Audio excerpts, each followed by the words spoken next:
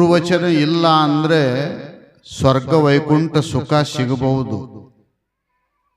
ಆದರೆ ಭವಬಂಧನದ ನಿವೃತ್ತಿಯಾಗಿ ಅತ್ಯಂತ ದುಃಖ ನಿವೃತ್ತಿ, ಪರಮಾನಂದ ಪ್ರಾಪ್ತಿ ಆಗೋದಿಲ್ಲ. ದುಃಖ ಹೋಗಬೇಕು, ಸುಖ ಸಿಗಬೇಕು ಅಂದರೆ ಲೌಕಿಕ ದುಃಖ ಲೌಕಿಕ ಸುಖ ಅಲ್ಲ. ಇಲ್ಲಿ ಭವ ದುಃಖ, ಪುನಃ ಪುನಃ ಹುಟ್ಟುವುದು, ಪುನಃ ಪುನಃ ಸಾಯುವುದು. ಇದಕ್ಕೆ ಭವದುಃಖ ಅಂತ ಕರೀತಾರೆ. ಈ ಭವದುಃಖ ನಿವೃತ್ತಿ ಆಗಬೇಕು, ಹುಟ್ಟು ಸಾವುಗಳು ಮುಕ್ತಾಯ ಆಗಬೇಕು ಅಂತಂದ್ರೆ ಗುರು ವಚನ ಅಂತಕ್ಕಂಥದ್ದು ಅತ್ಯವಶ್ಯಕತೆ ಅದ. ಯಾಕಂದ್ರೆ ಇವತ್ತು ಗುರುವಿನ ಆರಾಧನೆ, ಗುರುವಿನ ಉಪಕೃತಿಯ ಸ್ಮರಣೆ, ಗುರುಚಿಂತನೆ, ಗುರು ಧ್ಯಾನ, ಗುರು ಭಜನೆ, ಗುರು ಸೇವಾ ಇವತ್ತು ಎಲ್ಲವೂ ಏನದ ಅಂದರೆ ಗುರುವಿಗೆ ಅರ್ಪಿತ. ಆ ವಿಷಯವನ್ನೇ ನಾವೆಲ್ಲರೂ ತಿಳಿದುಕೊಳ್ಳಬೇಕು. ಅದಕ್ಕೋಸ್ಕರವಾಗಿ ಶ್ರೀ ಗುರು ವಚನದಿಂದ ಅಧಿಕ ಸುಧೆಯುಂಟೆ. ಸುಧಾ ಅಂದ್ರೆ ಅಮೃತ, ಮೃತ ಅಂದ್ರೆ ಸಾಯುವುದು, ಸಾಯದೇ ಇರ್ತಕ್ಕಂಥದ್ದು ಯಾವುದು ಅಂದ್ರೆ ಅದು ಆತ್ಮ. ಶರೀರ ಹುಟ್ಟ್ಯಾದ, ಶರೀರಕ್ಕೆ ಸಾವದ. ಆತ್ಮ ಹುಟ್ಟೇ ಇಲ್ಲ, ಆತ್ಮನಿಗೆ ಸಾವಿಲ್ಲ. ಅದಕ್ಕೆ ನಾವೆಲ್ಲರೂ ಏನದ ಅಂದರೆ ಶರೀರಕ್ಕನೇ ಆತ್ಮ ಅಂತ ತಿಳ್ಕೊಂಡಿವಿ. ನಾವು ದುಃಖಿಗಳಾಗಿವಿ. ಶರೀರವೇ ಆತ್ಮ, ಶರೀರವೇ ಸರ್ವಸ್ವ ಅಂತ ನಾವು ತಿಳ್ಕೊಂಡಿವಿ. ಶಾಸ್ತ್ರ ಹೇಳ್ತದ ಶರೀರ ಅದು ಕರ್ಮಕ್ಕನುಗುಣವಾಗಿ ಬಂದದ, ಕರ್ಮ ಅನುಭವಿಸ್ತದ, ಕರ್ಮ ಮುಗಿದ ಮೇಲೆ ಮತ್ತೆ ಹೋಗ್ತದ, ಮತ್ತೆ ಬರ್ತದ.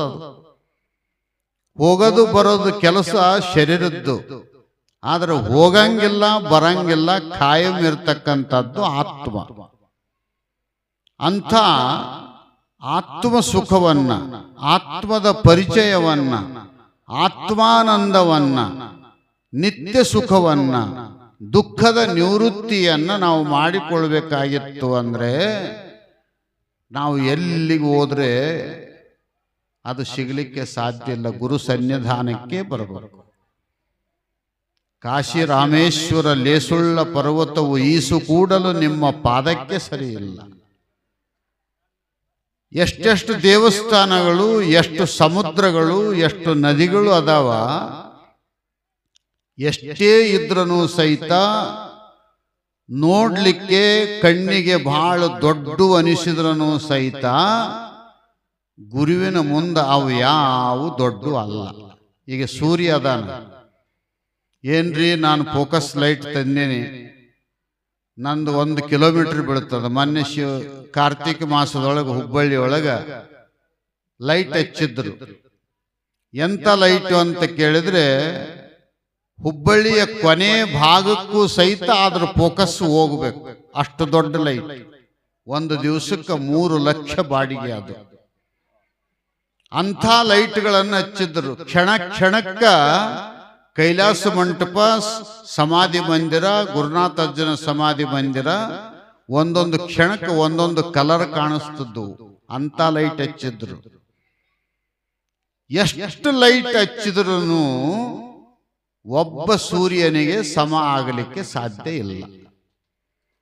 ಇದು ಎಲ್ಲರಿಗೂ ಗುರ್ತಿದ್ದ ಮಾತೇ ಇದು. ಒಬ್ಬ ಸೂರ್ಯ ಈಗ ಮಧ್ಯಾಹ್ನದೊಳಗೆ ಬಂದು ನೆತ್ತಿ ಮೇಲೆ ನಿಂತು ಬಿಟ್ಟಾನ.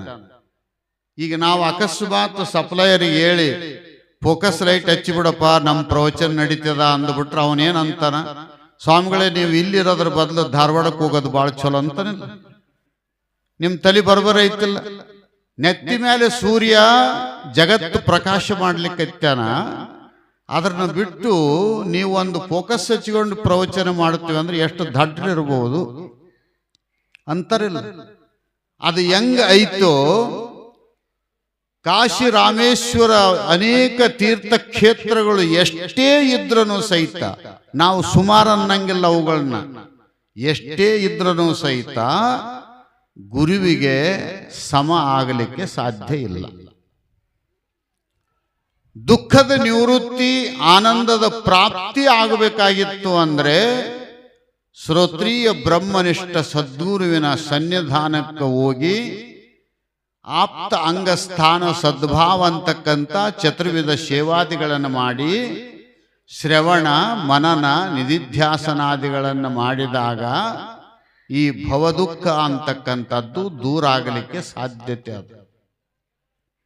ಬರೀ ಕೇಳಿದ್ರೂ ಆಗಂಗಿಲ್ಲ, ಬರೇ ನೋಡಿದ್ರೂ ಆಗಂಗಿಲ್ಲ, ಬರೇ ಮಾತಾಡಿದ್ರೂ ಆಗಂಗಿಲ್ಲ. ಆನಂದ ಅನುಭವಿಸಬೇಕು ಅಂದ್ರೆ ಗುರುವಚನವನ್ನ ಕೇಳಬೇಕು. ಕೇಳಿ ಏಕಾಂತದಲ್ಲಿ ಕುಂತು ಯಾರಿರಬಾರ್ದಲ್ಲಿ. ಕೇಳೋ ಕಾಲಕ್ಕ ಹೇಳೋರು ಮತ್ತು ನೀವು ಕೇಳೋರು ಬಹಳ ಜನ ಇರ್ತಾರೆ. ಮನನ ಮಾಡೋ ಕಾಲಕ್ಕೆ ನೀವು ಒಬ್ಬರೇ ಇರಬೇಕು. ಆನಂದ ಅನುಭವಿಸೋ ಕಾಲಕ್ಕೆ ನೀವು ಒಬ್ಬರೇ ಇರಬೇಕು. ಅಲ್ಲಿ ಏನಾರ ಇಬ್ಬರು ಸೇರಿಕೊಂಡ್ರ ಅಂದ್ರೆ ಬೇರೆ ಬೇರೆ ಭಾವಿಸಿ ಬ್ರಹ್ಮ ಜ್ಞಾನ ಒಂದಿಲ್ಲದವಗೆ ತೋರದಯ್ಯ ಸುಖ ತೋರದು. ಅಲ್ಲಿ ಬೇರೆ ಬೇರೆ ಅಂತಕ್ಕಂಥದ್ದೇನಾರ ಬಂತು ಅಂದ್ರೆ ಅಲ್ಲಿ ದ್ವೈತತ್ವ ಸಿದ್ಧಿ ಆಗ್ತದ. ಅಲ್ಲಿ ಆನಂದ ಅನುಭವಿಸಂಗಿಲ್ಲ. ನಾವು ಒಬ್ಬರೇ ಇರಬೇಕು. ಶ್ರವಣ ಮಾಡೋ ಮುಂದೆ ಬಹಳ ಜನ ಇರಬೇಕು. ಮನನ ನಿಧಿಧ್ಯಾಸನಕ್ಕೆ ಒಬ್ಬರೇ ಇರಬೇಕು. ಆನಂದ ಅನಿಸ್ತದ. ಸುಮ್ಮನೆ ಕುಂತು ಒಂದಿಷ್ಟು ಸಿದ್ಧಾರೂಢರ ಚರಿತ್ರದ ಬಗ್ಗೆ, ಭಗವದ್ಗೀತೆಯ ಶ್ಲೋಕಗಳ ಬಗ್ಗೆ, ನಿಜಗುಣದ ಷಟ್ಶಾಸ್ತ್ರಗಳ ಬಗ್ಗೆ, ಬಸವಾದಿ ಶರಣಗಳ ವಚನಗಳ ಬಗ್ಗೆ ಸ್ವಲ್ಪ ಸುಮ್ಮನೆ ಕುಂತು ನೋಡಬೇಕು. ಒಂದಿಷ್ಟು ತಲೆ ಓಡಿಸ್ಬೇಕು. ಸಂಸಾರಕ್ಕೆ ಹೆಂಗೆ ಓಡಿಸ್ತೀವಿ, ಏನು ಮಾಡಿದ್ರೆ ಗಳಿಸಕ್ ಬರ್ತದ, ಏನು ಮಾಡಿದ್ರೆ ನಾನು ಸೌಕಾರ ಅನಿಸಿಕೊಳ್ಳಕ್ ಬರ್ತದ, ಎಂಥದ್ದು ಕಟ್ಟಿದ್ರೆ ದೊಡ್ಡ ಮನುಷ್ಯ ಅನಿಸಿಕೊಳ್ಳಕ್ ಬರ್ತದ, ಅದರಂಗ ತಲೆ ಸ್ವಲ್ಪ ಓಡಿಸ್ಬೇಕು. ಹುಬ್ಬಳ್ಳಿ ಕಡೆಗೆ ಮುಖ ಮಾಡಬೇಕು. ನಾವೆಲ್ಲೇ ಕುಂತಿರುವಲ್ಬೇಕು, ಹುಬ್ಬಳ್ಳಿ ಕಡೆ ಮುಖ ಮಾಡಬೇಕು. ಮುಖ ಮಾಡಬೇಕು ಅಂದ್ರೆ ನಾವು ತೆಳಗಡೆ ಮುಖ ಮಾಡಿ ಕುಂದ್ರವಲ್ಲಿ ಯಾಕೆ? ಮನಸ್ಸು ಅಲ್ಲಿರ್ಬೇಕು. ಮನಸ್ಸು ಆ ಕಡೆ ಕಳಿಸಿ ನಾವು ಹೆಂಗರೆ ಕುಂದ್ರವಲ್ರಾಕ, ಮಲಿಗೆರ ಮಲಿಕೊಳ್ರಾಕ, ಕುದ್ರವಲ್ರಾಕ, ಅಡ್ಡಿರವಲ್ರಾಕ, ಉದ್ದಿರವಲ್ರಾಕ, ಹೆಂಗ್ಯಾಕಿರವಲ್ರಾಕ, ಮನಸ್ಸು ಮಾತ್ರ ಅಲ್ಲಿ ಕಳಿಸ್ಬೇಕು. ಅಲ್ಲಿ ಕಳಿಸಿದ್ರೆ ಅಮೃತ ಸಿದ್ಧಿ, ಅಮೃತತ್ವ ಪ್ರಾಪ್ತಿ ನಮಗಾಗಲಿಕ್ಕೆ ಸಾಧ್ಯತೆ ಆಗುತ್ತೆ. ಪ್ರತಿಯೊಂದು ಮಾತುಗಳನ್ನ ನಿಜಗುಂಡ್ರು ಗ್ರಂಥ ಬರಿಬೇಕಾಗಿತ್ತು ಅಂದ್ರೆ ಶಂಭುಲಿಂಗನ ಮುಂದೆ ಕುಂತು ಅವರು ಬರೆದಂತ ಕೈವಲ್ಯ ಪದ್ಧತಿಯ ಪದಗಳನ್ನು ಹಾಡುತ್ತಿದ್ದರು. ಹಾಡಿದಾಗ ಆ ಶಂಭುಲಿಂಗ ದೇವರು ಅಳಿಗಾಡಿ ತಲೆ ಹಾಕಿದ ಅಂದ್ರೆ ಇದು ಬರಬರದ ಅಂತ ತೆಗೆದಿಡುತ್ತಿದ್ದರು. ಆ ದೇವರು ತಲೆ ಹಾಕದೇ ಇದ್ರೆ ಇದು ಏನೋ ದೋಷ ಅದ ಅಂತ ತಿದ್ದುಪಡಿ ಮಾಡುತ್ತಿದ್ರು. ಅವರೇ, ಇನ್ನೊಬ್ರಿಲ್ಲ. ಹಂಗ ಬರೆದ ಗ್ರಂಥ ಅದು ಕೈವಲ್ಯ ಪದ್ಧತಿ, ಪರಮಾನುಭವ ಬೋಧೆ, ಅನುಭವ ಸಾರ, ಪರಮಾರ್ಥ ಗೀತೆ, ಪರಮಾರ್ಥ ಪ್ರಕಾಶಿಕೆ, ಈ 6 ಶಾಸ್ತ್ರಗಳನ್ನ ಗುರು ವಚನದಲ್ಲಿ ನಿಷ್ಠೆ ಇಟ್ಟು ಗುರುವೇ ಸರ್ವೋತ್ತಮ ಅನ್ನುವಂಥ ಭಾವವನ್ನಿಟ್ಟುಕೊಂಡು ಗ್ರಂಥ ರಚನೆ ಮಾಡಿ ಮುಂದಿನ ಮುಮುಕ್ಷುಗಳು ಈ ಮಾತುಗಳನ್ನ ಮೆಲುಕು ಹಾಕಿ ಬಲ್ಲವರಿಂದ ತಿಳಿದುಕೊಂಡು ಧನ್ಯರಾಗಲಿ ಅನ್ನುವಂಥ ದೂರದೃಷ್ಟಿಯನ್ನಿಟ್ಟುಕೊಂಡು ಶ್ರೀಮನ್ ನಿಜಗುಣ ಶಿವಯೋಗಿಗಳವರು ಗ್ರಂಥಗಳನ್ನು ರಚನೆ ಮಾಡಿದ್ದಾರೆ. ಆ ರಚನೆ ಮಾಡಿದ ಗ್ರಂಥಗಳನ್ನು ಜಗದ್ಗುರು ಸಿದ್ಧಾರೂಢ ಮಹಾಸ್ವಾಮಿಗಳು ಹೊರಗೆ ತಂದರು. ಹೊರಗೆ ತಂದ ಮೇಲೆ ಏನದ ಅಂತ ಕೇಳಿದ್ರೆ ಕೆಲವು ಭಕ್ತರು ಕೇಳಿದರು, ಯಪ್ಪ ನೀವು ಹೇಳ್ತೀರಿ ನಾವು ಕೇಳ್ತೀವಿ, ನೋಡ್ರಿ ಎಂತ ಸಂಕಲ್ಪ ಯಜಮಾನ್ರದು, ಹಂಗಿರ್ಬೇಕು. ಇವನು ಕೇಳಬಾರ್ದು, ಅವನು ಕೇಳಬಾರ್ದು, ಇವಂದೇ ಆ ಜಾತಿ ಅವಂದೇ ಆ ಜಾತಿ, ಇದೆಲ್ಲ ತಲೆ ಕೆಡಿಸಿಕೊಳ್ಬಾರ್ದು. ಸಿದ್ಧಾರೂಢರ ಕಾಲಕ್ಕೆ ಎಂಥವ್ರು ಇದ್ರು ಭಕ್ತರು ಅಂದ್ರೆ, ಯಪ್ಪ ನೀ ಶಾಸ್ತ್ರ ಹೇಳಕತ್ತಿದ್ದಿ ನಾವು ಕೇಳ್ತೀವಿ, ಶಾಸ್ತ್ರದಿಂದ ನಮಗೆ ಆನಂದ ಆಗ್ಯದ, ಮನಸ್ಸು ತಟಸ್ಥ ಆಗಿಬಿಟ್ಟದ, ನೀನೇ ಪರಶಿವ ಪರಮಾತ್ಮ ಅನ್ನುವಂಥ ಅನುಭವ ಬಂದದ, ಮುಂದೆ ನಮ್ಮ ಮಕ್ಕಳು ಮೊಮ್ಮಕ್ಕಳಿಗೆ ಈ ಆನಂದ ಸಿಗಬೇಕಲ್ಲ, ಇದಕ್ಕೊಂದಿಷ್ಟು ಏನಾದರೂ ಉಪಾಯ ಮಾಡು ಅಂತ ಹೇಳಿದಾಗ ಸಿದ್ಧಾರೂಢರು ಹೇಳಿದರು, ನಾನು ಹೊರಗೆ ತರ ಕೆಲಸ ನಂದು, ಬರೆದು ಪ್ರಚಾರ ಮಾಡೋ ಕೆಲಸ ಶಿವಪುತ್ರಂದು ಅಂದ್ರವರು. ಅವ ಹೊರಗೆ ತರ್ತಾನ, ಉಸಿರು ಇರೋ ತನಕ ಅವ ಹೇಳ್ತಾನ, ಮುಂದಿನವರಿಗೆ ಬರೆದಿಡುತ್ತಾನ. ಎಂತ ಸಂಕಲ್ಪ ರೀ ಯಜಮಾನ್ರದು. ಅವ್ರಿಗೆ ಅನ್ಬೇಕು ಯಜಮಾನ್ರು ಇಲ್ಲಿ ತಲೆ ಬಗ್ಗಿ, ಕೂದಲೆಲ್ಲ ಬೆಳ್ಳಗಾಗಿ, ಸೊಂಟ ಬಗ್ಗಿ, ಕೈಯಾಗ ಬಡಿಗಿಡ್ಕೊಂಡವ್ರು ಯಜಮಾನ್ರ ಅಲ್ಲ, ಸ್ವಾರ್ಥದಿಂದ ಬದುಕವ್ರು ಯಜಮಾನ್ರ ಅಲ್ಲ, ನಿಸ್ವಾರ್ಥದಿಂದ ಬದುಕಬೇಕು. ನಮ್ಮಂಗ ಇನ್ನೊಬ್ಬರಿಗೆ ಸುಖ ಸಿಗಬೇಕು ಅಂತ ಯಾವ ಸಂಕಲ್ಪ ಮಾಡುತ್ತಾನ ಅವನು ಯಜಮಾನ, ಅವನು ಯಜಮಾನ. ಅಂಥ ಯಜಮಾನರು ಆರೂಢರ ಕಾಲಕ್ಕ ಬಹಳ ಜನ ಇದ್ರು ಪುಣ್ಯಾತ್ಮರು. ಸಿದ್ಧಾರೂಢಪ್ಪನ ಶಾಸ್ತ್ರ ಕೇಳಿ ತಲೆ ಹಾಕಿ ಮನೆಗೆ ಹೋಗಿ ಕೌದ್ಯಾಗ ಮಲಿಕೊಂಡು ಸತ್ತಿದ್ರೆ ಇವತ್ತು ನಿಜಗುಣರ ಷಟ್ಶಾಸ್ತ್ರ ಹೊರಗೆ ಬರ್ತಿದ್ದಿಲ್ಲ. ಎಂಥ ಸಂಕಲ್ಪ ಮಾಡಿದರು. ಗೃಹಸ್ಥ ಜೀವನದಲ್ಲಿ ಇದ್ದು ಸುಖ ದುಃಖಗಳನ್ನು ಅನುಭವಿಸಿ ಸಿದ್ಧಾರೂಢರ ವಾಣಿಯನ್ನ ಪ್ರತ್ಯಕ್ಷ ಕೇಳಿ ಅದರಂತೆ ನಡೆದು ನಮ್ಮವರಿಗೆ ಒಂದಿಷ್ಟು ಉಪಕಾರ ಆಗಲಿ ಅನ್ನುವಂಥ ದೂರದೃಷ್ಟಿಯನ್ನಿಟ್ಟುಕೊಂಡು ಗ್ರಂಥಗಳನ್ನು ಏನು ಬರೆಸಿದರಲ್ಲ, ಇವತ್ತು ನಾವೆಲ್ಲರೂ ಮಾತಾಡಲಿಕ್ಕೆ ಅವು ನಮಗೆ ಸಾಕ್ಷಿ, ಆಧಾರ. ಆ ಆಧಾರ ಇದ್ದಿಲ್ಲ ಅಂದ್ರೆ ನಾವು ಏನಾರ ಮಾತಾಡಿ ಏನದ ಅಂದ್ರೆ ಒತ್ತುಗಳದು ಹೋಗ್ತಿದ್ದೀವಿ. ನಮಗೆ ದಾರಿ ಹಾಕಿ ಕೊಟ್ಟಾರ ಪುಣ್ಯಾತ್ಮರು, ಆ ದಾರ್ಯಾಗನೇ ಹೋಗ್ಬೇಕು. ಯಾವುದು ಬಂದ್ರೆ ನಿನ್ನೇನು ಮಾಡಂಗಿಲ್ಲ, ದಾರಿ ಸೀದದ, ನೀನು ಸೀದಾ ನಡಿ. ವಾಸ್ತು ಅಂತ ಅನ್ನಂಗಿಲ್ಲ. ಬಹಳ ಜನ ವಾಸ್ತು ಅಂತ ತಲೆ ಕೆಡಿಸಿ ಅಂತಾರ. ಕಿಟಕಿ ಇಲ್ಲಿರ್ಬೇಕು, ಬಾಗಿಲು ಇಲ್ಲಿರ್ಬೇಕು. ಎಲ್ಲಿದ್ರೇನು ಸಾವು ತಪ್ಪದೆ, ಸುಮ್ಮನೆ ಬಡದಾಡ್ತಾವ. ಈ ಗಾಳಿ ಈ ಕಡ್ಲಿಂದ ಬರಬೇಕು, ಆ ಗಾಳಿ ಆ ಕಡ್ಲಿಂದ ಬರಬೇಕು. ಈಗ ಮೂಗು ಕೊಟ್ಟನ ದೇವರು, ಇಲ್ಲ ಇದು ವಾಸ್ತು ಬರಬರಿಲ್ಲ ಅಂತ ಮೂಗಿಗೆ ಗಟ್ಟಿ ಕೈ ಹಿಡ್ಕೊಳ್ರಿ, ಭಜನೆ ಚಾಲು ಆಗ್ತದ. ಮತ್ತೆ ವಾಸ್ತು ಬರಬರಿಲ್ಲ ಅಂತ ಮೂಗು ಗಟ್ಟಿ ಹಿಡ್ಕೊಳ್ರಿ, ಇನ್ನೇನಪ್ಪ ಕುಂತಿದ್ದ ಹೋದ, ಮತ್ತೆ ಹೋದ್ರೆ ಏನ್ ಮಾಡ್ಬೇಕು, ತಳ ಹಾಕ್ಬೇಕೇನ ಶಿವಾಯ ನಮ ಅಂತೇಳಿ. ಅದಕ್ಕೆ ತಲೆ ಕೆಡಿಸಿಕೊಳ್ಳಬೇಡ. ಇದು ವಾಸ್ತು. ಮನುಷ್ಯನಾಗಿ ಹುಟ್ಟಿ ಮನುಷ್ಯನಾಗಿ ಬೆಳೆದು ಸದ್ಗುರುವಿನ ಶ್ರೀಚರಣಕ್ಕೆ ಹಣೆ ಹಚ್ಚಿ ಅವರ ವಾಣಿಯಿಂದ 4 ಒಳ್ಳೆ ಮಾತುಗಳನ್ನು ಕೇಳಿ ಅದರಂಗ ಸಂಸಾರಿಕ ಜೀವನದೊಳಗೆ ನಡೆಯಕತ್ತಿದ್ವಿ ಅಂದ್ರೆ ಇದು ಪಕ್ಕ ವಾಸ್ತು. ಇದು ಗಾಡಿ ಅಡ್ಡ ಕಟ್ಟಿ ಉದ್ದ ಕಟ್ಟಿ ಕಿಟಕಿ ಈ ಕಡೆ ಇಟ್ಟು ಆ ಕಡೆ ಇಟ್ಟು ಅವ್ರು ಹೇಳ್ಯಾರ ಸೂರ್ಯನ ಬೆಳಕು ಮನ್ಯಾಗ ಬರಬೇಕು. ಇವೇನಿಲ್ಲ ಅಡ್ಡ ಕಟ್ಟಿಬಿಡ್ತಾವ, ಇಲ್ಲ ಈಶಾನ್ಯಕ್ಕೆ ಇಡಬೇಕು ಅಂತ, ಕತ್ಲದಾಗ ಸಾಯಿ ಮಗನೇನೇನು ಅಂತ. ಅದು ವಾಸ್ತೇನ. ಅಂಥವುಗಳನ್ನು ನಂಬಿ ನಾವೆಲ್ಲರೂ ಏನು ಭ್ರಷ್ಟರಾಗಿವಿ. ಸತತ ದುಃಖ. ದೊಡ್ಡ ಮನೆ ಕಟ್ಟಿರ್ತಾರ, ಮೃಷ್ಟಾನ್ನ ಭೋಜನ ಊಟ ಇರ್ತದ. ಏನಾರ ದಾರಿ ತಪ್ಪಿ ನಮ್ಮಂಥವ್ರು ಅವ್ರ ಮನೆಗೆ ಹೋಗಿಬಿಟ್ಟಿವಿ ಅಂದ್ರೆ ಮೊದಲು ಕೇಳೋದು ನಮ್ಮ ಮನೆ ವಾಸ್ತು ಬರಬರಿ ಐತಿಲ್ಲ. ಏನ್ ಹೇಳ್ಬೇಕ್ರಿ ಅವ್ರಿಗೆ? ಎಲ್ಲ ಇರ್ತದ, ಅವರಷ್ಟು ಸೌಕರ್ಯ ಯಾರಿರಂಗಿಲ್ಲ. ಕಿಲೋಗಟ್ಲೆ ಬಂಗಾರ ಇರ್ತದ, ಬೆಳ್ಳಿ ಇರ್ತದ, ತಿನ್ಲಿಕ್ಕೆ ಬಾಸುಮತಿ ಅಕ್ಕಿ ಇರ್ತದ, ತುಪ್ಪ ಇರ್ತದ, ಸಕ್ಕರೆ ಇರ್ತದ, ಇಸ್ತ್ರಿ ಮಾಡಿದ ಬಟ್ಟೆ ತೊಟ್ಕೊಳ್ಳಕ್ಕಿರ್ತದ, ಎಲ್ಲ ಇರ್ತದ. ಖರೆ ಸಮಾಧಾನ ಒಂದಿರಂಗಿಲ್ಲ. ಯಾಕಂದ್ರೆ ನಾ ಕಟ್ಟಿದ ಮನೆ ಬರಬರಿ ಐತೆ ಇಲ್ಲ ಅಂತ. ಎಷ್ಟು ದಡ್ಡ್ರು ನಾವು. ಎಂದಿಗಾದರೂ ಒಂದು ದಿನ ಸಾವು ತಪ್ಪುದು. ನೀನು ಎಂಥ ಮನೆನ ಕಟ್ಟು, ಹೆಂಗರ ಕಟ್ಟು, ನೀನು ಬೇಕಾದ್ದು ಮಾಡು, ಆಯುಷ್ಯ ಮುಗೀತು ಅಂದ್ರೆ ನೀನು ಹೋಗಾಕಬೇಕು. ಇಲ್ಲ ನಾನು ವಾಸ್ತು ಪ್ರಕಾರ ಮನೆ ಕಟ್ಟೀನಿ, ವಾಸ್ತುವಿಗೇನದ ಅಂದ್ರೆ ಪಂಡಿತರನ್ನ ಕರೆದು ಕಟ್ಟೀನಿ ಅಂದ್ರೆ ಸತ್ತಿಲ್ಲೇನು? ವಾಸ್ತು ಹೇಳೋರ ಸತ್ತಾರ. ದಾವಣಗೆರೆಗೆ ಒಬ್ಬರಿದ್ರು, ಗುರುರಾಜ ಉಜ್ಜಯಿನಿ ಅಂತ. ನಮ್ಮ ರಾಯಚೂರಿಗೆ ಗುಲ್ಬರ್ಗಕ್ಕ ಯಾದಗಿರಿಗೆ ಬರಬೇಕು ಅಂದ್ರೆ ತಿಂಗಳದೊಳಗೆ 4-5 ಡೇಟ್ ಕೊಡ್ತಿದ್ರು ಅವರು. ಈ ಟೈಮಿಗೆ ಇಂತಲ್ಲಿ ಇರ್ತೀನಿ, ಈ ಟೈಮಿಗೆ ಇಂತಲ್ಲಿ ಇರ್ತೀನಿ, ಬಂದು ಭೇಟಿ ಆಗ್ರಿ ಅಂತ. ಆತ ಮನೆ ಕಟ್ಟಿದ್ದ. ಮನೆ ಕಟ್ಟಿದ ಮೇಲೆ ಏನದ ಅಂದ್ರೆ ಬಹಳ ಜನ ಅಂಥವ್ರೇ ಜೊತೆ ಆತಾರಲ್ಲ. ನಾವು ಶಾಸ್ತ್ರ ಹೇಳೋರ ಜೊತೆ ಆಗಿವಲ್ಲ ನಾವು. ಯಾಕಂದ್ರೆ ಒಂದೇ ಕುಲದವ್ರು ನಾವು, ಒಂದೇ ಭಾವದವರು ನಾವು ಜೊತೆ ಆಗೀವಿ. ಅದರಂಗ ಅವ್ರವ್ರ ಜೊತೆ ಆದರು. ನಾ ಮನೆ ಕಟ್ಟಿನಿ, ಉದ್ಘಾಟನೆ ಮಾಡುತ್ತೀವಿ, ಹೋಮ ಪೂಜೆ ಮಾಡುತ್ತೀವಿ, ವಾಸ್ತು ಶಾಂತಿ ಮಾಡುತ್ತೀವಿ, ನೀವು ಬರಬೇಕು ಅಂತ. ಬೆಂಗಳೂರ್ಲಿಂದ ದಾವಣಗೆರೆಲಿಂದ ಅಲ್ಲಿಂದ ಎಲ್ಲರೂ ಬಂದರು. ಬಂದ ಮೇಲೆ ಸುಮ್ಮನೆ ಇರ್ಬೇಕಿಲ್ಲ. ಈತ ಗುರುರಾಜ ಉಜ್ಜಯಿನಿ ಕೇಳಿದ, ನಮ್ಮ ಮನೆ ಎಲ್ಲ ಬರಬರೆ. ಈತ ಜಗತ್ತಿಗೆ ವಾಸ್ತು ಹೇಳತ್ತ, ಒಳಗೆ ಸಮಾಧಾನ ಇಲ್ಲ.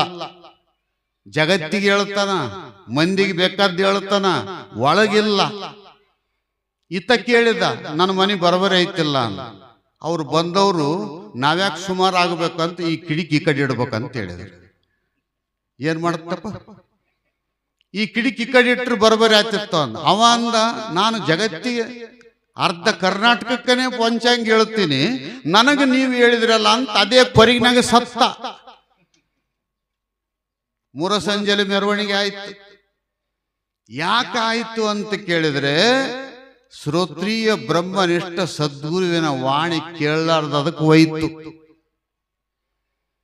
ನಾವು ಶಾಶ್ವತವಾಗಿ ಉಳಿಬೇಕು, ಆತ್ಮ ಅಮರದ, ಅದು ಪರಿಶುದ್ಧವಾಗಿ ಅದ ಅಂತಕ್ಕಂಥ ಭಾವವನ್ನು ಇಟ್ಟುಕೊಂಡು ಶ್ರೋತ್ರಿಯ ಬ್ರಹ್ಮನಿಷ್ಠ ಸದ್ಗುರುವಿನ ಉಪದೇಶವನ್ನು ಪಡೆದುಕೊಂಡಿವಿ ಅಂದ್ರೆ ಅದಕ್ಕಿಂತ ಅಮೃತತ್ವ ಇನ್ನೊಂದು ಇಲ್ಲ. ಅದಕ್ಕ ಅಂಥ ಅಮೃತತ್ವವನ್ನ ಎಲ್ಲಿ ಸಿಗುತ್ತದೆ ಅಮೃತ ಅಂತ ಕೇಳಿದ್ರೆ, ಅದು ಗುರುವಿನ ವಚನದಲ್ಲಿ ಸಿಗುತ್ತದೆ. ಅದಕ್ಕೆ ಅಪ್ಪ ಬಸವಣ್ಣ ನುಡಿದರೆ ಮುತ್ತಿನ ಹಾರದಂತಿರಬೇಕು, ನುಡಿದರೆ ಸ್ಫಟಿಕದ ಶಲಾಕೆಯಂತಿರಬೇಕು, ನುಡಿದರೆ ಲಿಂಗ ಮೆಚ್ಚಿ ಅಹುದು ಅಹುದು ಎನ್ನಬೇಕು. ನಾವಂತೀವಿ ನಮ್ಮ ಮಾತು ಮಂದಿ ಕೇಳಿ ಚಪ್ಪಳಿ ಹೊಡೆದ್ರೆ ಸಾಕಂತ ನಾವಂತೀವಿ. ಅಪ್ಪ ಬಸವಣ್ಣ ಅಂತನ ನುಡಿದರೆ ಲಿಂಗ ಮೆಚ್ಚಿ ಅಹುದು ಅಹುದು ಎನ್ನಬೇಕು ಅಂತ. ಎಂಥ ತಾಕತ್ತಿರದು. ಲಿಂಗ ಔದನಬೇಕು ಅಂದ್ರೆ ನಿಜಗುಂಡ್ರು ಶಂಭುಲಿಂಗವನ್ನ ಔದನಿಸಿದ ಮೇಲೆ ಪದಗಳನ್ನು ತೆಗೆದಿಟ್ರು. ಅಪ್ಪ ಬಸವಣ್ಣ ಅಂತನ ಲಿಂಗ ಮೆಚ್ಚಿ ಅಹುದು ಅಹುದು ಎನ್ನಬೇಕು. ಅಂದ್ರೆ ನಮ್ಮ ನುಡಿ, ನಮ್ಮ ನಡೆ, ನಮ್ಮ ಜೀವನ ದೇವರು ಒಪ್ಪಬೇಕು. ಜಗತ್ತಿನ ಜನರು ಒಪ್ಪವಲ್ರ್ಯಾಕ ಬಿಡುವಲ್ರ್ಯಾಕ, ಚಲೋ ಅನ್ನವಲ್ರ್ಯಾಕ ಸುಮಾರು ಅನ್ನವಲ್ರ್ಯಾಕ, ನಮಗೇನಾಗೋದಿಲ್ಲ. ಗುರು ಔದನಬೇಕು, ಗುರುವಿನ ಅನುಗ್ರಹ ನಮಗಾಗಬೇಕು ಅಂದದ್ದೇ. ಆದರೆ ವಚನ ಅಂತಕ್ಕಂಥದ್ದು ಅದು ಎಲ್ಲಿಂದ ಬಂದಿರ್ತದ ವಚನ?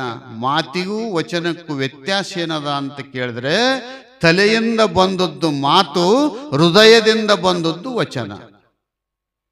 ಹೃದಯ ತುಂಬಿ ಬರಬೇಕು. ನಿಜಗುಣರ ಪದ.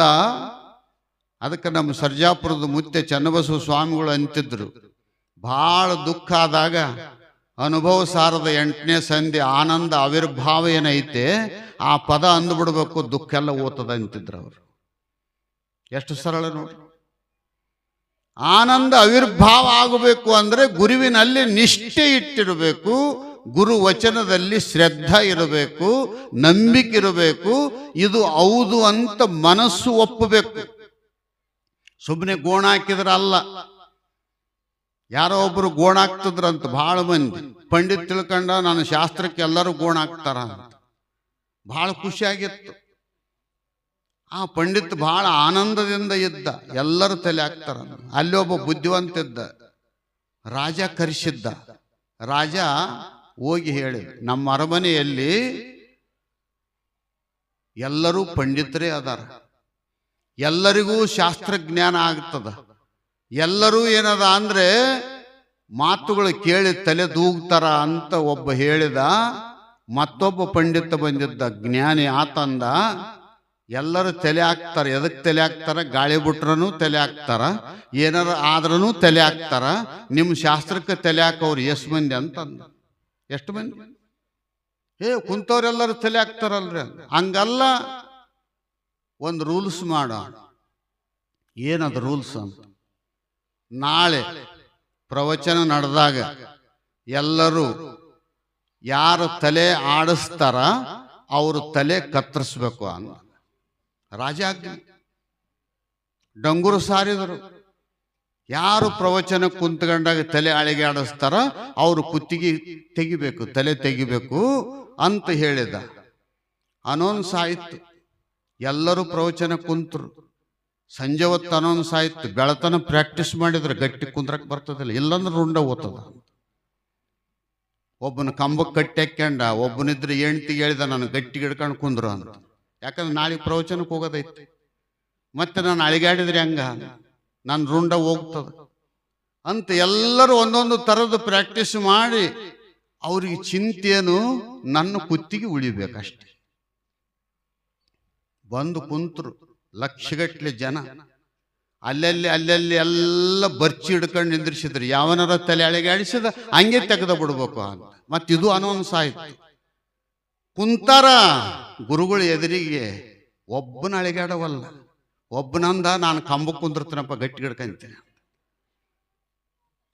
ಎಲ್ಲರೂ ಗಟ್ಟಿ ಕುಂತ್ಕೊಂಡ್ರು. ಒಬ್ರಿಗೊಬ್ರು ನೋಡುವಲ್ರು, ಅಳಿಗಾಡವಲ್ರು. ಪ್ರವಚನ ನಡೆದದ. ಅದರಾಗ ಒಬ್ಬ ಕುಂತಿದ್ದ, ಅವ ಕೇಳಕತ್ತಿದ್ದ. ಕೇಳಿ ಆನಂದ ಆವಿರ್ಭಾವ, ಗುರುವೇ ನಿಮ್ಮಯ ಕರ್ಣದೋಳೆ ಅನ್ನ. ದುಃಖ ಎಲ್ಲ ಪರಿವಾರ ಆಗಿ ಆನಂದ ಆಗ್ಯದ ಅಂತ ಅವನು ಒಬ್ಬನಿಂಗ ತಲೆ ಆಡಿಸ್ತಿದ್ದ. ಅವಾಗ ಎಲ್ಲರೂ ಗಟ್ಟಿ ಕುಂತಿದ್ರು. ಪಂಡಿತನು ಅಲ್ಲೇ ಇದ್ದ. ಮಹಾರಾಜ ಶಾಸ್ತ್ರಕ್ಕೆ ತಲೆ ಹಾಕೋರಲ್ಲ, ಅಲ್ಲಿ ಒಬ್ಬನೇನು ಕುಂತಾನಲ್ಲ ಅವನೇನು ತಲೆ ಹಾಕ್ತಾನಲ್ಲ ಅವನೊಬ್ಬನೇ ಒರಿಜಿನಲ್ಲು, ಉಳಿದವರೆಲ್ಲ ಡೂಪ್ಲಿಕೇಟ್ ಅಂತ. ಅವನೊಬ್ಬನೇ ಕುತ್ತಿಗೆ ಹೋಗ್ತದ ಅಂತ ಗುರ್ತಿಲ್ಲ. ಎಲ್ಲವನ್ನ ಮರೆತು ಗುರುವೇ ಸರ್ವೋತ್ತಮ, ಗುರುವಚನವೇ ಶ್ರುತಿ, ಗುರುವಚನವೇ ಸ್ಮೃತಿ, ಗುರುವಚನವೇ ಸರ್ವ ವಿನಿಯಳೆ. ಎಲ್ಲದಕ್ಕೂ ಗುರುವಚನನೇ ಆಧಾರ. ಅದಕ್ಕೋಸ್ಕರವಾಗಿ ಈ ಭವದುಃಖ ಹೋಗಬೇಕು ಅಂದ್ರೆ ಗುರುವೇ ವಚನನೇ ಬೇಕು. ಈ ಶರೀರ ಹೋದ್ರೂ ಚಿಂತಿಲ್ಲ, ಶರೀರದ ಪರಿವೆ ಇಲ್ಲದೆ ಆತ ಗೋಣ ಆಡಿಸಿದ, ಅವನು ಒರಿಜಿನಲ್. ಅದಕ್ಕೆ ನಾವು ಸುಮ್ಮನೆ ಗೋಣ ಆಡಿಸೋದಕ್ಕಿಂತ ಆನಂದ ಉಕ್ಕಬೇಕು, ಗುರು ವಚನವನ್ನ ಕೇಳಬೇಕು. ಅದನ್ನ ಬಂಗಾರ ಹೆಂಗ ಕೀಲಿ ಕೈ ಹಾಕಿ ಗಟ್ಟಿ ಪತ್ತ ಒತ್ತಿ ಇಟ್ಟು ಬರ್ತೀವೋ ಅದರಂಗ ಈ ಶರೀರ ಅನ್ನುವಂಥ ಪೆಟ್ಟಿಗೆಯೊಳಗ ಮಹಾತ್ಮರ ಮಾತುಗಳನ್ನು ಒಳಗಿಟ್ಟುಕೊಂಡು ಜೋಪಾನ ಮಾಡಬೇಕು. ಸಂಸಾರ ದುಃಖ ಬಂದಾಗ ಸ್ವಲ್ಪ ಹೊರಗೆ ತೆಗಿಬೇಕು. ಬಂಗಾರ ಇಟ್ಟದ್ದು ಸಾಲ ಭಾಳ ಆಯ್ತಂದ್ರೆ ತೆಗೆದು ಮಾರ್ತಿರಲ್ಲ, ಅದರಂಗ ಯಾವುದಾದ್ರೂ ಒಂದಿಷ್ಟು ದುಃಖ ಬಂದಿತ್ತು ಅಂದ್ರೆ ಮಹಾತ್ಮರ ಮಾತುಗಳನ್ನುವಂಥದ್ದನ್ನು ತಿಜೋರಿಯೊಳಗೆ ಇಟ್ಟು ತೆಕ್ಕಬೇಕು. ಈ ಶರೀರ ತಿಜೋರಿ, ಇದರಾಗಿಂದ ಸ್ವಲ್ಪ ತೆಕ್ಕೊಂಡು, ಹೌದು ಗುರುಗಳು ಹಿಂಗೆ ಹೇಳಿದ್ರು, ಯಾವುದು ಶರೀರ ಸಾಯ್ತದ, ಶರೀರ ಹುಟ್ಟ್ಯದ, ಇದು ಶರೀರಕ್ಕೆ ಬಂದದ ರೋಗ, ಶರೀರನೇ ಎಲ್ಲದಕ್ಕೂ ಐತೆ. ನಾನು ಒಳಗ ನಿರ್ಮಲವಾಗಿದ್ದೀನಿ, ನಾನು ಆನಂದವಾಗಿದ್ದೀನಿ, ನಾನು ಸತ್ತು, ನಾನು ಚಿತ್ತು, ನಾನು ನಿತ್ಯ, ನಾನು ಪೂರ್ಣ, ನಾನು ಆನಂದ ಸ್ವರೂಪ. ದುಃಖ ಈ ಶರೀರಕ್ಕದ. ಯಾವುದು ಕಾಣಿಸ್ತದ ಅದಕ್ಕೆ ದುಃಖ ಅದ, ಯಾವುದು ಕಾಣದೇ ಇಲ್ಲ ಅದು ಆನಂದದ. ಇಂಥ ಮಾತುಗಳು ಎಲ್ಲಿ ಸಿಗುತ್ತವ ಅಂತ ಕೇಳಿದರೆ ಶ್ರೋತ್ರಿಯ ಬ್ರಹ್ಮನಿಷ್ಠ ಸದ್ಗುರುವಿನ ವಾಣಿಯಲ್ಲಿ. ಅದಕ್ಕೆ ಕೇಳಬೇಕು. ಕೇಳೋದ್ರಿಂದ ಬಂಧದ, ಕೇಳೋದ್ರಿಂದ ಬಂಧ ನಿವೃತ್ತಿ ಆಗುತ್ತದೆ. ಸಂಬಂಧಿಕರ ಮಾತು ಕೇಳೋದ್ರಿಂದ ನಮ್ಮ ಜಾತಿ, ನಮ್ಮ ಕುಲ, ನಮ್ಮ ಬಣ್ಣ, ನಮ್ಮ ಹೆಸರು ಎಲ್ಲವೂ ಜೊತೆ ಆಗ್ಯಾವ. ಅದೇ ಗುರುವಿನ ಮಾತು ಕೇಳೋದ್ರಿಂದ ಇವು ಒಂದೊಂದೇ ಬಿಡುಗಡೆ. ಜಾತಿ ಹೋಗ್ತದ, ಬಣ್ಣ ಹೋಗ್ತದ, ಹೆಸರು ಹೋಗ್ತದ, ಎಲ್ಲ ಹೋಗಿ ಎಲ್ಲ ಕಳೆದು ಉಳಿದದ್ದು ಉಳಿವಿ. ಚನ್ನಬಸವಣ್ಣ ಅಂತ ಅನ್ನಂಗಿಲ್ಲ. ಉಳಿವೆಗೆ ಯಾರು ಇದ್ದಾರ? ಚನ್ನಬಸವಣ್ಣ. ಚನ್ನಬಸವಣ್ಣ ಅಂದ್ರೆ ಯಾರು? ಜ್ಞಾನಿ. ಜ್ಞಾನ ಎಲ್ಲಿರ್ತದ ಅಂದ್ರೆ ಉಳಿವೆಗನೇ ಇರ್ತದ. ಎಲ್ಲವನ್ನ ಕಳೆದು ಇದು ನಾನಲ್ಲ, ಇದು ನಾನಲ್ಲ, ಇದು ನಾನಲ್ಲ, ಎಲ್ಲವಷ್ಟು ನಾನಲ್ಲ ಅಂತ ಕಳೆದು ಏನು ಉಳಿತದ ಅದು ಉಳಿವಿ. ಅದು ಚನ್ನಬಸವಣ್ಣನ ಸ್ಥಾನ, ಅದು ಜ್ಞಾನ. ಅಂಥ ಜ್ಞಾನ ಗುರುವಿನ ವಚನದಲ್ಲಿ ಅದ ಅಂತಕ್ಕಂಥದ್ದನ್ನ ಇವತ್ತು ಆರೂಢ ಜ್ಯೋತಿ ಶ್ರೀಗಳವರನ್ನು ನೆನೆಸಿಕೊಳ್ತಾ ಇವತ್ತು ಎಲ್ಲ ಪೂಜ್ಯಪಾದರು ತಮ್ಮ ಅನುಭವ ಅಮೃತವನ್ನು ನೀಡೋರದಾರ. ತಾವೆಲ್ಲರೂ ಮಧ್ಯಾಹ್ನದ ತನಕ ಆರಾಮ್ ಶಾಸ್ತ್ರ ಕೇಳೋದು, ಸಾಯಂಕಾಲ ಮತ್ತು ಜಾತ್ರೆ ಗದ್ದಲ. ಮಧ್ಯಾಹ್ನ 1 ಗಂಟೆ ಆಯಿತು ಅಂದ್ರೆ ಡೊಳ್ಳು ಬಾರ್ಸಕ್ಕೆ ಪ್ರಾರಂಭ ಆಗ್ತದೆ. ಊರಾಗಿನವ್ರು ಬಂದು ನಾವು ಪಲ್ಲಕ್ಕಿ ಒಯ್ಬೇಕು ಅಂತ ಅವ್ರು ನಿಂದಿರ್ತಾರ. ಅದು 1 ಗಂಟೆ ತನಕನೂ ಈ ಅಧ್ಯಾತ್ಮ ಪ್ರವಚನ ನಡೀತದ. ಇನ್ನೂ ಕೆಲವು ತುಲಾಭಾರಗಳದಾವ, ಅವುಗಳನ್ನು ಸಹಿತ ಮುಗಿಸ್ತೀವಿ ಮಧ್ಯದಲ್ಲಿ. ಈಗ ಪ್ರಾರಂಭದೊಳಗೆ ಶಂಕರಣ್ಣವರು ತಮ್ಮ ಅನುಭವಾಮೃತವನ್ನ, ಯಾಕಂತ ಕೇಳಿದ್ರೆ ಇವರು 3 ಜನ ಗೃಹಸ್ಥ ಜೀವನದಲ್ಲಿ, ಇವ್ರನ್ನ ಯಾಕೆ ಕರೆಸ್ತೀವಿ ಇಲ್ಲಿಗೆ? ಸ್ವಾಮಿಗಳನ್ನ ಕೆಲವು ಮಂದಿ ಅಂತಿರ್ತಾರೆ ಸ್ವಾಮಿಗಳೇ ಬರಂಗಿಲ್ಲ, ತಲೆ ಬೋಳಿಸ್ಕೊಂಡು ಮಂದಿ ಇರಂಗೇ ಇಲ್ಲ, ಬರೀ ಇವ್ರನ್ನೇ ಕರೆಸ್ತಾರ. ಮತ್ತು ನೀವ್ಯಾರು? ನೀವು ಹೆಂಡ್ರ ಮಕ್ಕಳಿದ್ದವರು, ಇವರು ಹೆಂಡ್ರ ಮಕ್ಕಳಿದ್ದವರು. ಹೆಂಡ್ರ ಮಕ್ಕಳು ಅದಾರ ಅಂದ್ರೆ ನಾವ್ ಹೆಂಗದೀವಿ ಅಂತ ತೋರಿಸ್ತಾರ, ನೀವು ಹಿಂಗಿರ್ರಿ ಅಂತ. ಅದಕ್ಕೆ ಇವ್ರನ್ನ ಕರೆಸೋದು ನಾವಿಲ್ಲಿಗೆ. ನಮ್ಮಂಗ ನೀವಿರ್ರಿ, ನಮಗೂ ಹೆಂಡ್ರದಾರ, ನಮಗೂ ಮಕ್ಕಳದಾರ, ನಮಗೂ ಭೂಮಿ ಅದ, ನಮಗೂ ಸಂಪತ್ತದ, ನಿಮಗಿದ್ದದ್ದು ನಮಗದ, ನಮ್ಮಂಗಿದ್ರಿ ಅಂದ್ರೆ ನೀವು ಜ್ಞಾನಿಗಳಾಗ್ತೀರಂತ ಹೇಳೋದಕ್ಕೆ ಇವ್ರನ್ನ ಕರೆಸೋದು. ಮತ್ತೆಲ್ಲ ತಲೆ ಬೋಳಿಸ್ಕೊಂಡು ಮಂದಿನ ಕರೆಸಿದ್ವು ಅಂದ್ರೆ ತೆಳಕ್ ಕುಂತು ಕೇಳೋರು ಏಸು ಮಂದಿ ತಲೆ, ನಮ್ಮ ಸಾಧು ಒಬ್ಬತ್ತನೇ ಕುಂತಾನೆ. ಎಲ್ಲರೂ ನೀವು ಜೊತೆಗೆ ಕಂಪ್ನಿ, ಜೋಡಿ ಕಂಪ್ನಿ ಇದ್ರಿ. ನೀವೆಲ್ಲ ನಿಮಗೆ ಜ್ಞಾನ ಆಗಬೇಕು ಅಂದ್ರೆ ನಿಮ್ಮ ಶೈಲಿ ಒಳಗನೇ ಉಪದೇಶ ಆಗಬೇಕು ಅಂತ ಇವರು 3 ಮಂದಿ ಶರಣರನ್ನ ನಾವು ಗಟ್ಟಿ ಹಿಡ್ದೇವಿ. ನಮ್ಮಂಗ ನೀವು ಆಗ್ರಿ ಅಂತ. ಸಂಸಾರ ಮಾಡ್ರಿ, ಬ್ಯಾಡ ಅನ್ನಂಗಿಲ್ಲ. ಗಳಿಸ್ರಿ, ಕೋಟಿಗಟ್ಟಲೆ ಗಳಿಸ್ರಿ, ಕ್ವಿಂಟಲ್ ಗಟ್ಟಲೆ ಬಂಗಾರ ಗಳಿಸ್ರಿ, ಬ್ಯಾಡ ಅನ್ನಂಗಿಲ್ಲ. ಆಸ್ತಿ 1000 ಎಕರೆ ಜಮೀನು ಮಾಡ್ರಿ, ಬ್ಯಾಡ ಅನ್ನಂಗಿಲ್ಲ. ಆದರೆ ಇದು ಒಂದು ದಿವಸ ಬಿಟ್ಟು ಹೋಗೋದದ ಅಂತ ಒಳಗನ್ರಿ, ಹೊರಗೆ ತೋರಿಸ್ಬೇಡ್ರಿ. ಅದರಲ್ಲಿ ಹೊರಗೆ ನಂದೇ ಅನ್ರಿ. ನಾವು ಬಾಂಡಗಲ್ಲ ಹಾಕ್ಯಂಡೀವಿ, ಇಲ್ಲಾಂದ್ರೆ ಸೈಡಿಗೆ ಗುಡಿಸ್ಲಾಕವ್ರ ಇದ್ದಾರೆ. ಹೊರಗನ್ನೋದು ಒಳಗನ್ನೋದು ಒಂದು ದಿವಸ ಬಿಟ್ಟು ಹೋಗೋದದ. ಗುರು ವಚನನೇ ಶಾಶ್ವತವಾಗಿ ಉಳಿತದೆ ಹೊರತು ಪ್ರಪಂಚದಲ್ಲಿ ಯಾವುದು ಉಳಿಯೋದಿಲ್ಲ ಅಂತಕ್ಕಂಥ ಮಾತನ್ನ ಸವಿಸ್ತಾರವಾಗಿ ನಿಮ್ಮೆಲ್ಲರಿಗೂ ಉಪದೇಶ ಮಾಡ್ತಾ ಇದ್ದಾರೆ. ಪ್ರಾರಂಭದೊಳಗೆ ಶಂಕರ ಶಾಸ್ತ್ರಿಗಳವರು ತಮ್ಮ ಅನುಭವಾಮೃತವನ್ನ ನೀಡಬೇಕು. ಆ ನಂತರದಲ್ಲಿ ಅಮೋಘಪ್ಪ ಶಾಸ್ತ್ರಿಗಳವರು ಹಿರಿಯರು, ದೊಡ್ಡಪ್ಪಗಳು ಸೇವಾ ಮತ್ತು ಶಾಸ್ತ್ರ ಶ್ರವಣ ಮಾಡಿದವರು. ಪಾಣಿಭಾತ್ಯ ಗುರುಗಳಂತೂ 2 ಸಂಪ್ರದಾಯ, ಈ ಕಡೆ ಆರೂಢ ಸಂಪ್ರದಾಯ, ಆ ಕಡೆ ನಾಥ ಪರಂಪರೆಯ ಸಂಪ್ರದಾಯ, 2 ಒಂದು ನಾಣ್ಯದ 2 ಮುಖ ಇದ್ದಂಗೆ. ಸುರ್ಪುರ್ ಶಂಕರ ಭಟ್ರು ಅಂದ್ರೆ ಶಂಕರಾನಂದ ಸರಸ್ವತಿಯವರು. ಅಪ್ಪನವ್ರು ಹೆಂಗಿದ್ರು ಅಂತಂದ್ರೆ ಜನ ಆಗಿನ ಕಾಲಕ್ಕೆ ಮಾತಾಡ್ತಿದ್ರು, ನಿಜಗುಂಡ್ರ ಅವತಾರ ಶಿವಪುತ್ರ ಸ್ವಾಮಿಗಳು, ಸರ್ಪಭೂಷಣರ ಅವತಾರ ಶಂಕರಾನಂದ ಸರಸ್ವತಿಯವರು ಅಂತ ಮಾತಾಡ್ತಿದ್ರು. ಅಂತ ಅನ್ಯೋನ್ಯ ಆರೂಢ ಮಠದಲ್ಲಿ 2 ಕಣ್ಣುಗಳು ಇದ್ದಂತೆ ಅವರು ಇದ್ರು. ಆ ಪರಂಪರೆಯಲ್ಲಿ ಬೆಳೆದಂಥವರು ಪಂಡಿತರದಾರ. ನೀವೆಲ್ಲರೂ ಮಹಾತ್ಮರ ಮಾತುಗಳನ್ನು ಆರಾಮಾಗಿ ಕೇಳಿ ಅದನ್ನು ತೆಗೆದಿಟ್ಟುಕೊಂಡು ಸಮಯ ಬಂದಾಗ ಬಿಚ್ಚಿ ಆನಂದ ಅನುಭವಿಸಿರಿ. ಅಂಥ ಶಕ್ತಿ ಪರಮಾತ್ಮ ಜಗದ್ಗುರು ಸಿದ್ಧಾರೂಢ ಸ್ವಾಮಿಗಳು, ಆರೂಢ ಜ್ಯೋತಿ ಶ್ರೀಗಳವರು ನಿಮ್ಮೆಲ್ಲರಿಗೆ ಅನುಗ್ರಹ ಮಾಡಲಿ ಅಂತೇಳಿ ಗುರುದೇವರಲ್ಲಿ ಮಹಾಗುರುವಿನಲ್ಲಿ ಪ್ರಾರ್ಥನೆ ಮಾಡಿ ಪ್ರಾಸ್ತಾವಿಕವಾಗಿ 1-2 ಮಾತು ನಿಮ್ಮ ಮುಂದೆ ಇಟ್ಟಿದ್ದೆ. ಇನ್ನು ಅಣ್ಣವರು ತಮ್ಮ ಪ್ರವಚನವನ್ನು ದಯಪಾಲಿಸ್ತಾರೆ.